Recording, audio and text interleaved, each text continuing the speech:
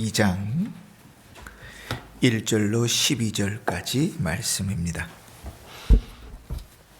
누가복음 2장 1절로 12절까지.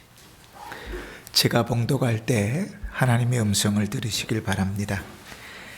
그때에 가이사 아구스도가 영을 내려 천하로 다 호적하라 하였으니 이 호적은 구레뇨가 수리아 총독이 되었을 때에 처음 한 것이라. 모든 사람이 호적하러 각각 고향으로 돌아가매 요셉도 다윗의 집 족속이므로 갈릴리 나사렛 동네에서 유대를 향하여 베들레헴이라 하는 다윗의 동네로 그 약혼한 마리아와 함께 호적하러 올라가니 마리아가 이미 잉태하였더라. 거기 있을 때에 해산할 날이 차서 첫 아들을 낳아 강보로 싸서 구유에 뉘었으니 이는 여관에 있을 곳이 없음이로라. 그 지역의 목자들이 밤에 밖에서 자기 양떼를 지키더니 주의 사자가 주의 곁에 서고 주의 영광이 그들을 두루 비추며 크게 무서워하는지라. 천사가 이르되 무서워하지 말라. 보라, 내가 온 백성에게 미칠 기쁨의 좋은 소식을 너희에게 전하노라. 오늘 다윗의 동네에 너희를 위하여 구주가 나셨으니 곧 그리스도 주시니라. 너희가 가서 강보에 쌓여 구유에 누워있는 아기를 보리니 이것이 너희에게 표적이니라 하더니. 아멘. 한 주간도 평안하셨지요? 네, 성탄이네요. 노회장 목사님이 노회원들 카톡에 올해는 화이트 크리스마스가 됐으면 좋겠습니다, 이렇게 글을 올리셨는데, 아이고, 저는 그거를 보고 얼마나 마음이 철렁 내려가든지. 오늘 새벽에도 새벽기도에 와가지고 눈을 싹 쳤는데, 그리고 막 허리를 막 미잡고 올라왔는데 예배드리고 나가니까 다시 또 눈이 이렇게 쌓여 있더라고요. 아이고, 내일 오전에도 눈이 온다는데 걱정입니다. 그래도 성탄이 아름답게 이렇게 장식되어지면 참 좋지요. 우리 성경을 보면 이스라엘 사람들은 그들이 쓰는 달력이 좀 다릅니다. 그래서 우리가 구약 성경에서 보는 대로 이스라엘 사람들이 보는 달력은 출애굽했을 때를 1년 기원으로 쳐서 그때부터 날짜를 세지요.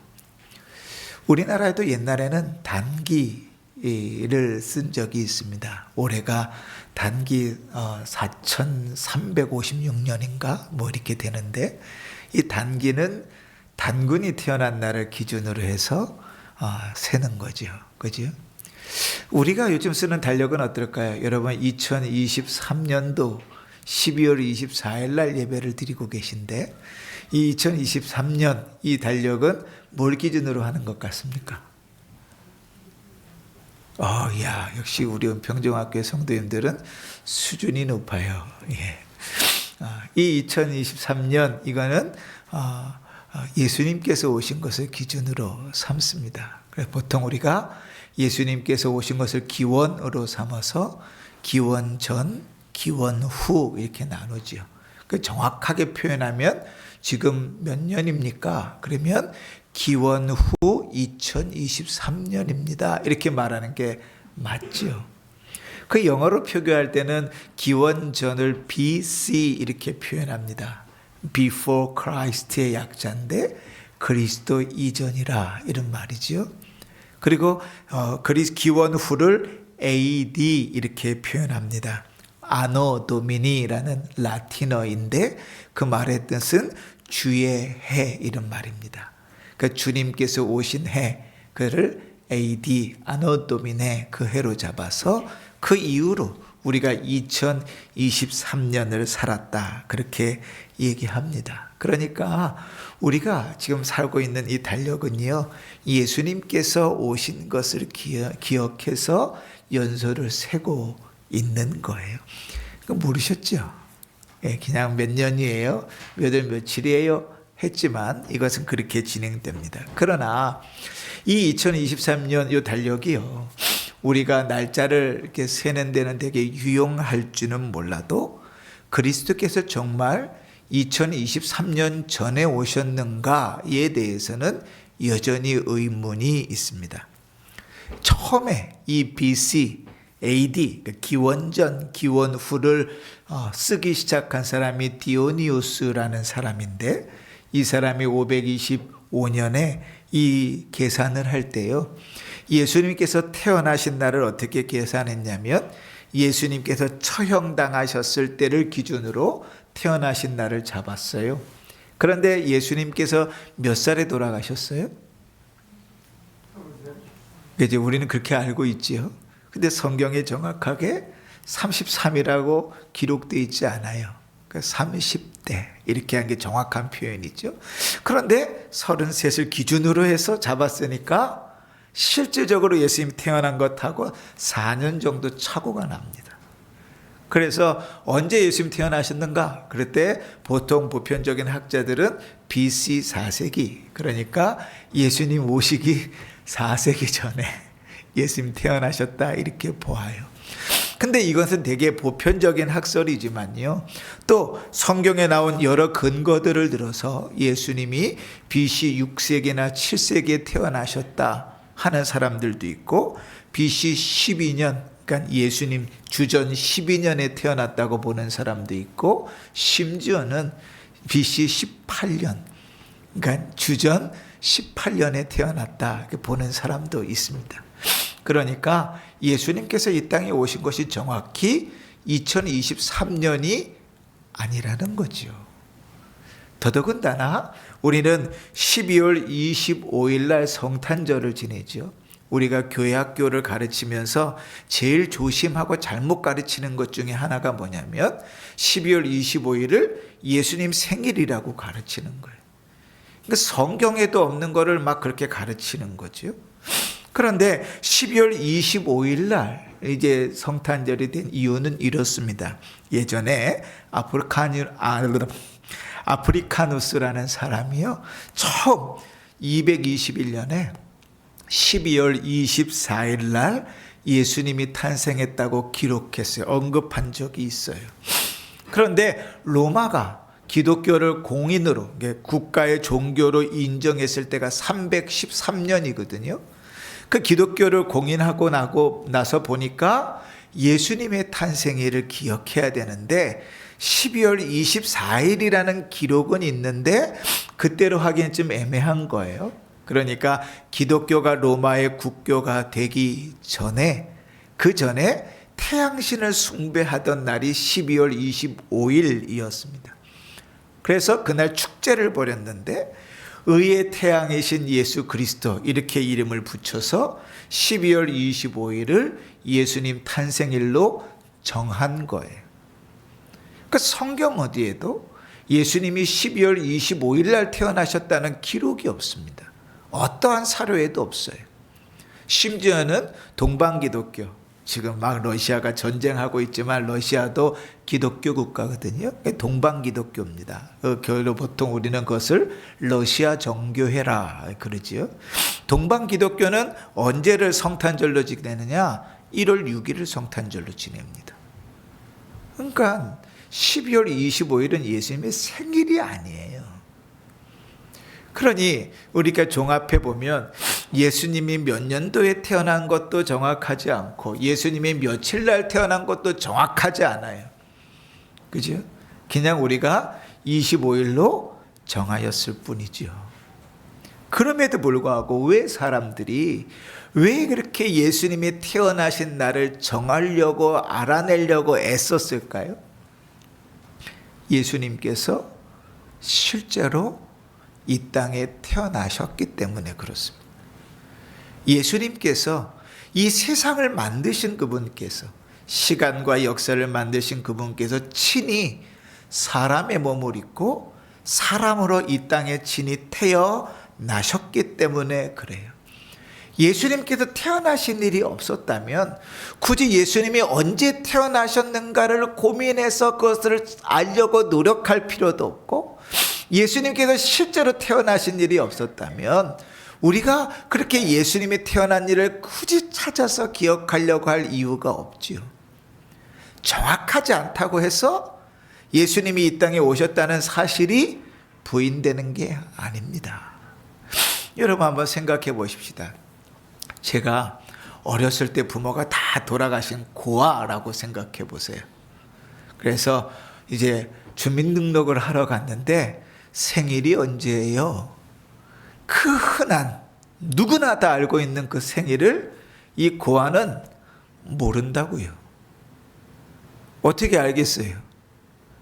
그러니까 누구는 내가 태어날 때가 추웠다 그러고 누구는 내가 태어날 때가 더웠다 그러고 막 말들은 많은데 내가 태어난 데가 언젠지 모르겠어요. 그러면 어떻게 해야 돼요?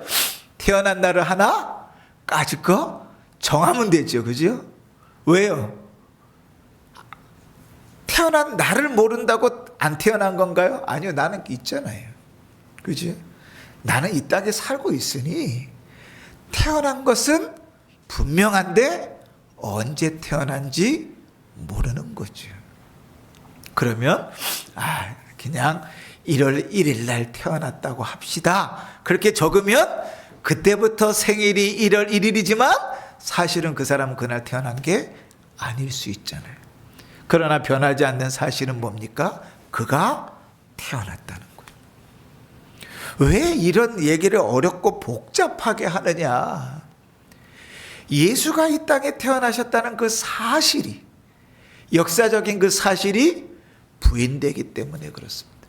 예수를 믿는데 그 예수는 하나의 신일 뿐이고, 예수를 믿는데 그 예수가 이 땅에 있었다는 것은 거짓일 뿐이고, 예수라는 사람이 있긴 했는데 그가 하나님이었다는 사실은 믿을 수가 없다는 일이 너무나 많이 팽배하게 퍼져 있기 때문에 그래요. 그러나 정확한 날짜는 알 수 없지만 우리가 예수께서 이 땅에 태어나셨다는 그 사실을 오늘 본문을 통해서 확인하게 됩니다. 1절을 한번 보실까요? 같이 읽어보겠습니다. 시작. 그때에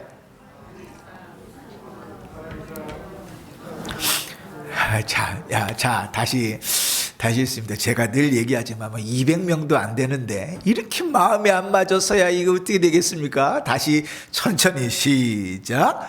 그때에 가이사 아구스토가 영을 내려 천하로 다 호적하라 하였으니 이 호적은 구레뇨가 수리아 총독이 되었을 때에 처음 한 것이라.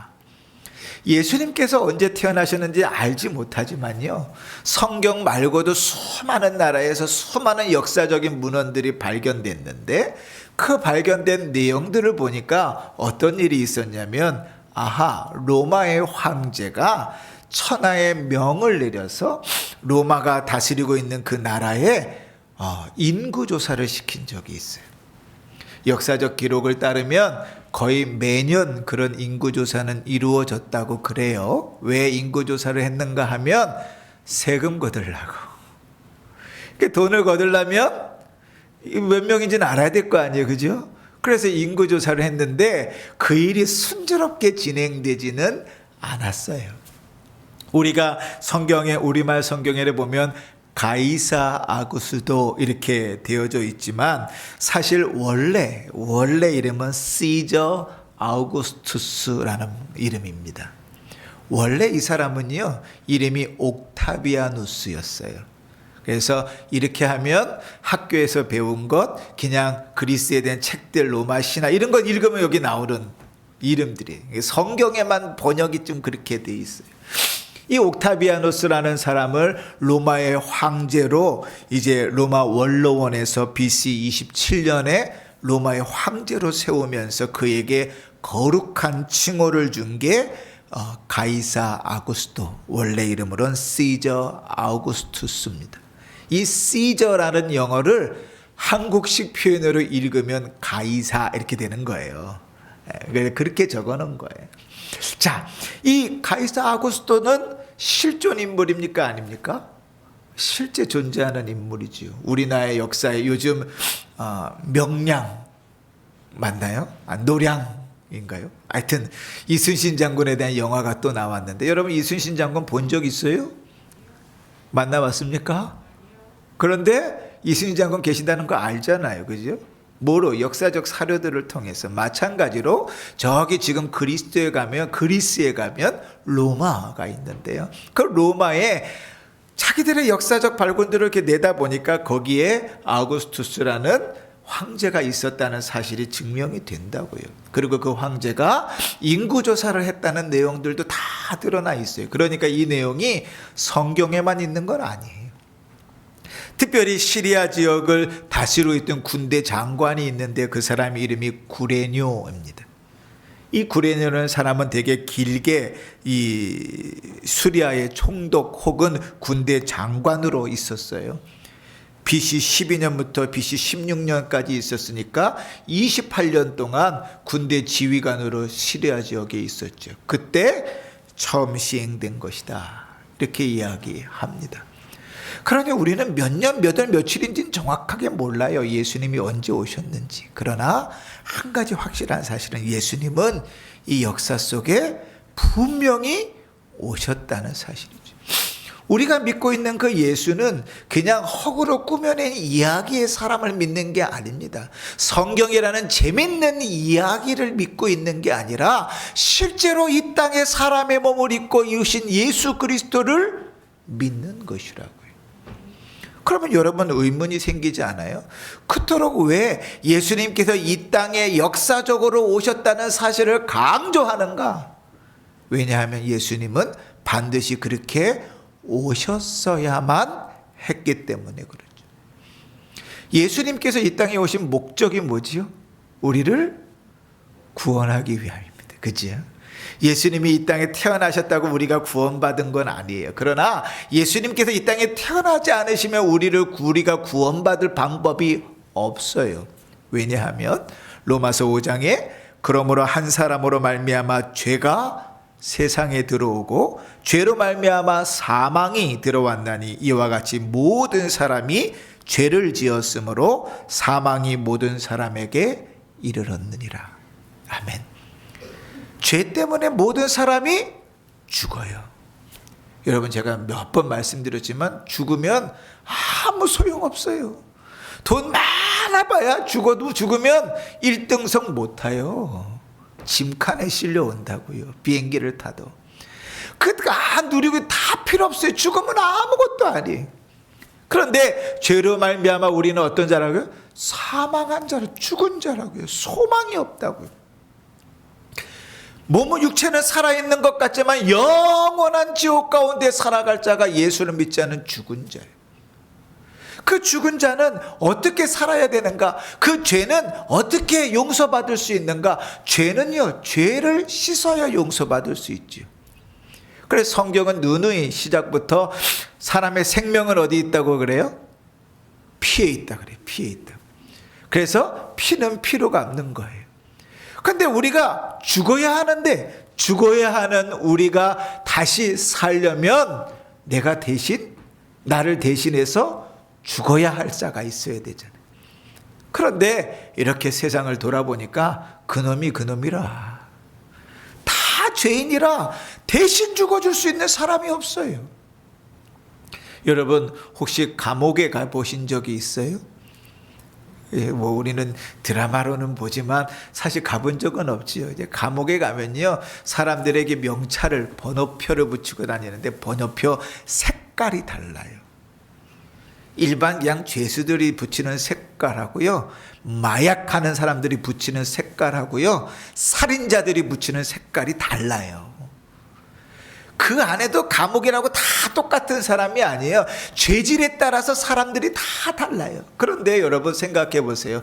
하얀색 붙이고 있는 그나마 죄가 좀 약한 사람이 있는데 그 사람을 보니까 참 이 빨간색 붙이고 있는 살인자가요, 어차피 자기는 죽을 건데 이 죄지고 들어온 사람 보니까 참 아들 같고 말도 잘 듣고 그러는데 내가 네 죄 대신 지어줄게. 그러면 돼요? 안 돼요. 똑같은 죄인인데 뭐, 그죠? 대신 쳐줄 수가 없어요. 뭐 그런 일이 있을 수는 없지만 대신 진다면 누가 져요? 죄가 없는 밖에서 누군가가 대신 살 수는 있겠지요. 죄로 인하여 죽은 우리를 살릴 방법이 우리에게는 없어요. 살아날 수 있는 방법은 단 한 가지인데 누군가가 날 대신하여 죽으면 되는데, 대속하면 되는데 그 대속할 사람이 이 땅에 없어요. 방법이 조금이라도 있었으면 모든 사람이 그 방법을 찾았을 텐데 방법이 전혀 없어요. 그러면 우리의 죄를 대신할 수 있는 사람이 있어야 되는데 그 사람은 죄가 없어야 돼요. 하나님께서, 우리를 사랑하시는 그 하나님께서 그 죄 없는 우리를 대신해서 죽이시기 위해서 사람의 몸을 입고 이 땅에 오신 거예요.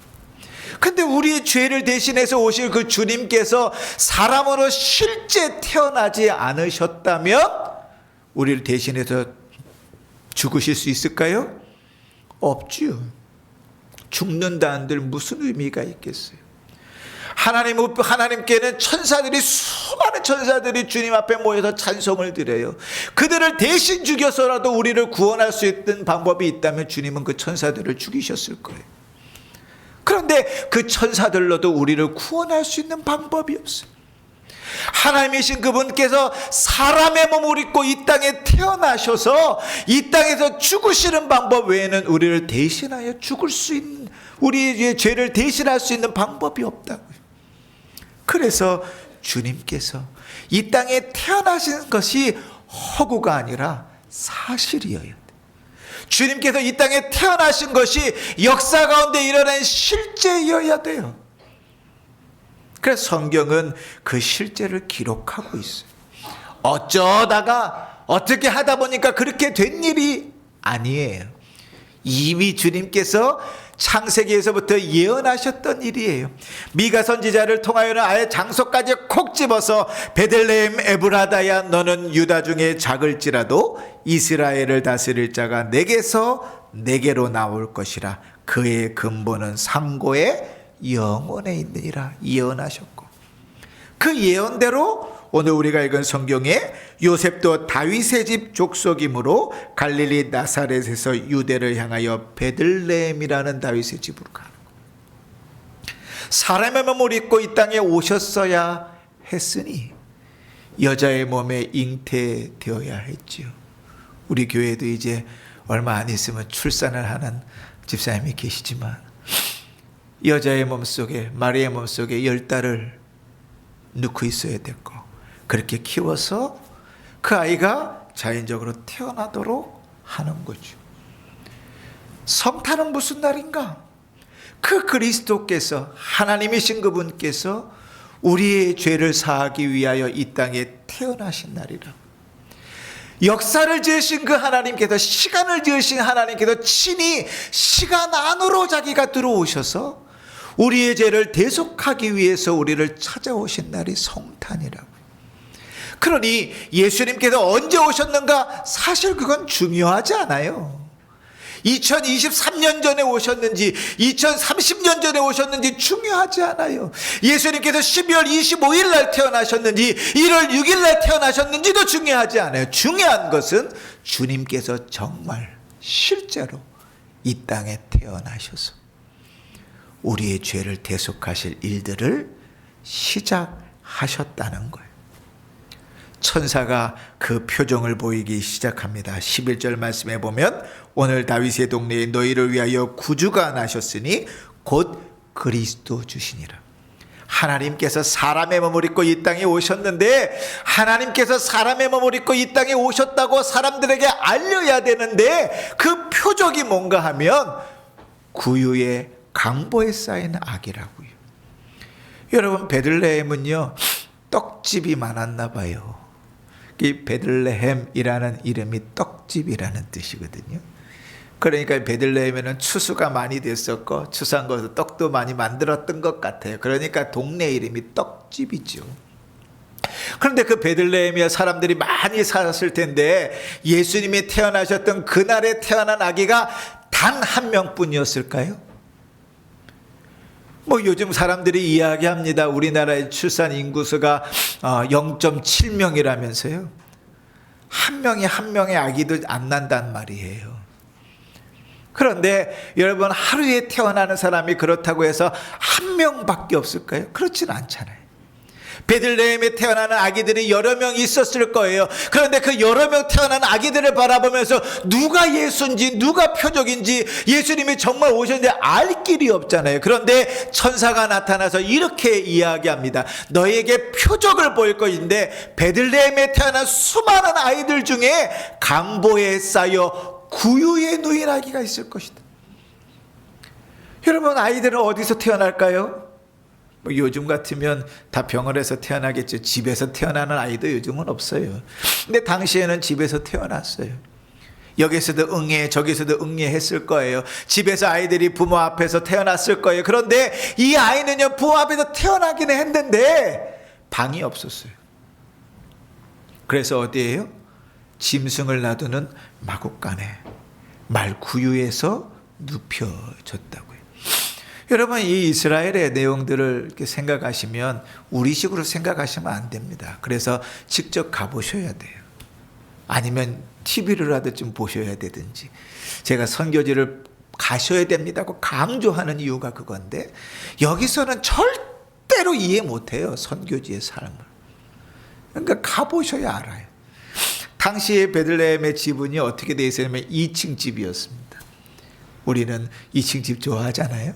2층 집이었는데 보통 어떻게 되냐면 2층에 사람들이 사는 집이 있어요.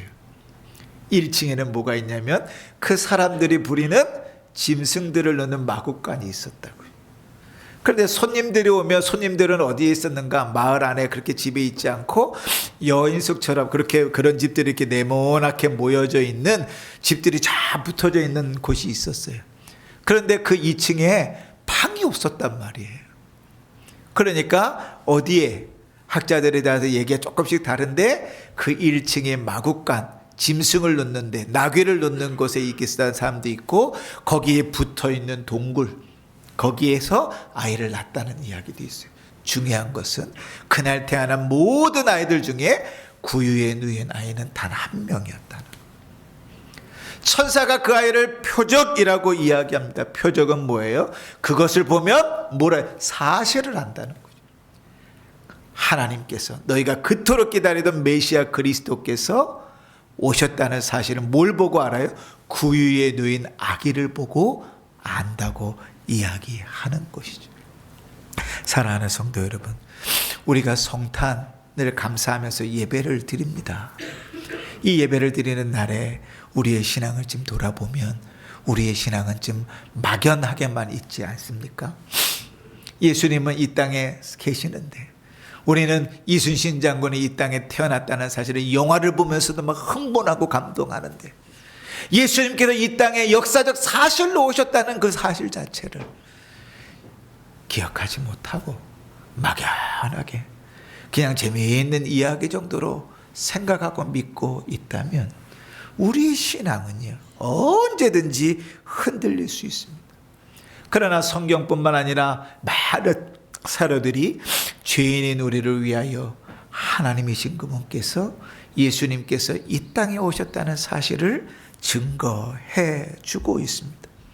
그러니 여러분, 이 성탄의 때에 우리가 꼭 기억해야 할 것은 나를 위하여, 나를 대속하기 위하여 사람의 몸을 입고 우리처럼 이 땅에 오신 주님을 기억해야 할 것입니다. 단순히 즐기는 축제가 아니라요, 단순히 화이트 크리스마스에 내리는 그 눈 때문에 즐거워하는 그런 축제가 아니라요, 날 위해 이 땅에 태어나신, 나의 죄를 대속하기 위해서 이 땅에 찾아오신 그리스도를 묵상하고 그 주님으로 말미암아 내가 구원받았다는 그 사실을 기억하며 찬송하는 성탄의 날이 되었으면 좋겠습니다. 하나님 앞에 예배드리는 날, 오늘 참 제가 좀 어렵게 설교해서 많이들 졸리시고 힘드신 건 알겠지만, 그래도 성탄을 감사하면서요, 우리의 삶을 돌아보며 그리스도께서 나와 같이 친히 이 땅에 찾아오셨다는 사실을 기억하시고 그 주님을 묵상하시면서 왜 오셔야만 했는지, 오셔서 어떤 일을 행하셨는지를 묵상하며 그 하나님께 예배하고 찬송하는 복된 주일이 될 수 있기를 주의 이름으로 축원합니다. 아멘. 찬송가